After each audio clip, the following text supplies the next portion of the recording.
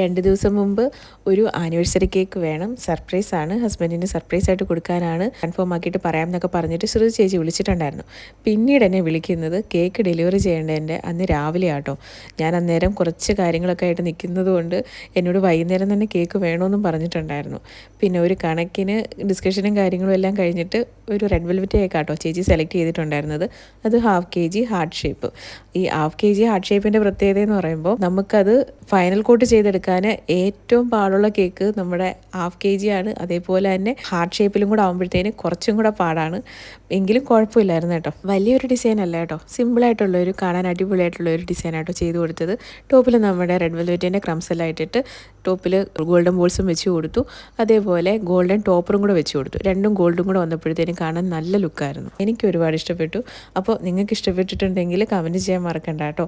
അപ്പോൾ കേക്കിന് എനിക്ക് ഓർഡർ തന്നത് ശ്രുതി ചേച്ചിയായിരുന്നു കേട്ടോ.